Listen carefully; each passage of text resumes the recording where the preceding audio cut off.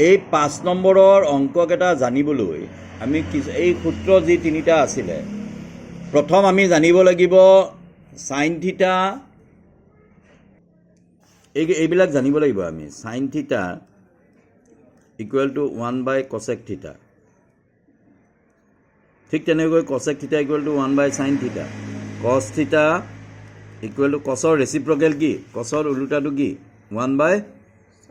sec থিটা আৰু tan থিটা ইকুৱেল টু 1 cot থিটা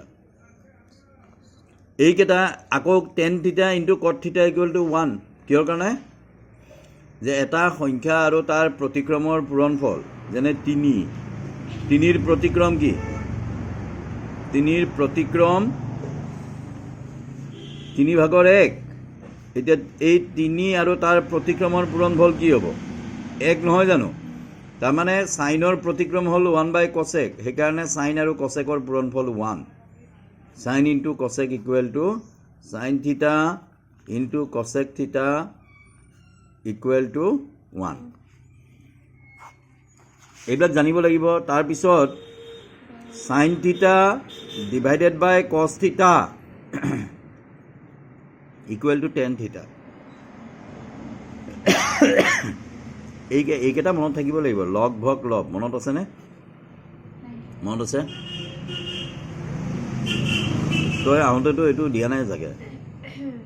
লগ ভগ লব মানে লম্ব হৰণ কৰ্ণ কৰ্ণ মানে অতিভুজ এইটো হ'ল সাইন ভূমি হৰণ কৰ্ণ এইটো হ'ল cos লম্ব হৰণ ভূমি এইটো হ'ল tan লগ ভগ লব যদি আমি পাহৰি যাওঁ যে সাইনক কছেৰে কৰিলে tan হ'ব নে কট হ'ব তেতিয়া এই লগ ভগ লগ ভি চাব লাগে ঠিক তেনেকৈ cos theta by sine theta equal to কি হৈ যাব এইটো উলটি গ'ল টেনটো উলটি গ'লে কি হয় টেনৰ উল্টা হ'ল কট থিটা তাৰ উপৰি মনত থাকিব লাগিব এইটো সাইন স্কুৱেৰ থিটা প্লাছ কছ স্কুৱেৰ থিটা ইকুৱেল টু কি 1 হয়নে নহয় গতিকে সাইন স্কুৱেৰ থিটা ইকুৱেল টু কি হ'ব 1 মাইনাছ কছ স্কুৱেৰ থিটা বা ইয়াৰ পৰা আমি এনেকৈও পাব পাৰোঁ sign theta equal two root ইয়াতে স্কুৱেৰ গুচি গ'লে স্কুৱেৰ ৰুট ল'লোঁ তাৰমানে ইফালেও স্কুৱেৰ ৰুট ল'ব লাগিব 1 মাইনাছ কছ স্কুৱেৰ থিটা গতিকে 1 মাইনাছ কছ স্কুৱেৰ থিটা ইকুৱেল টু সাইন স্কুৱেৰ থিটা আৰু 1 মাইনাছ সাইন স্কুৱেৰ থিটা ইকুৱেল টু কছ স্কুৱেৰ থিটা এইটো জানিব লাগিব আমি যদি ইফালে কছটো ৰাখি দিওঁ কছ স্কুৱেৰ থিটা ইকুৱেল টু কি হ'ব 1 মাইনাছ সাইন স্কুৱেৰ থিটাটো ইফালে গুচি আহিব হয় নহয় গতিকে এইটো সূত্ৰৰ পৰা এইকেইটা ওলাব জানিব লাগিব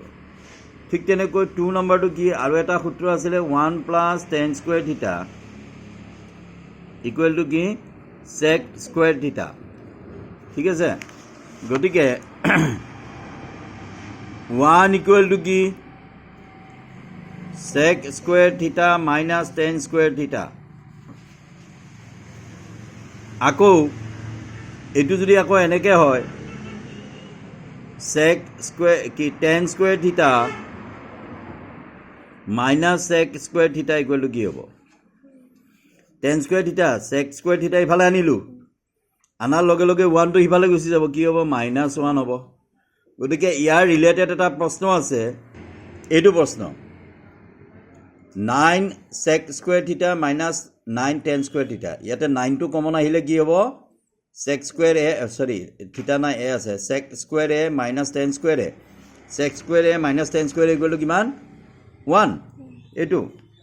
sec স্কুৱেৰ থিটা মাইনাছ tan স্কুৱেৰ থিটা ইকুৱেল টু 1 থিটাৰ ঠাইত এ আহিল গতিকে 1 হ'ল গতিকে 1 × 9 ইকুৱেল টু 9 এইটো পৰীক্ষাত যদি উল্টাকৈ দিয়ে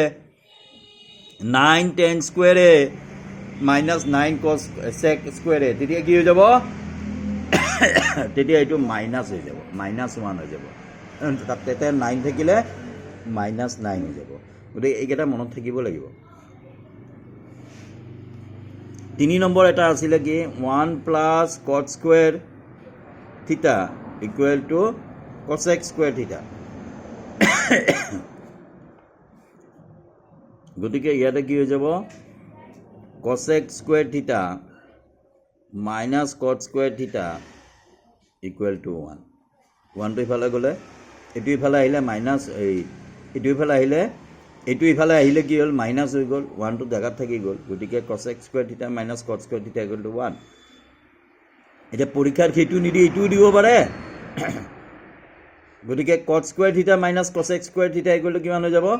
-1 হৈ যাব এইটো যেনেকৈ হ'ল এইটো যদি আমি cot স্কুৱেৰ থিটাৰ লগত এইটো ইফালে আনো কি হ'ব cosec স্কুৱেৰ থিটা আৰু 1টো ইফালে গ'লে কি হৈ যাব -1 গতিকে এইকেইটা উলট পালটকৈ আমি জানিব লাগিব এই 8.4 ৰ 5 নম্বৰ অংককেইটা কৰিবলৈ ঠিক আছে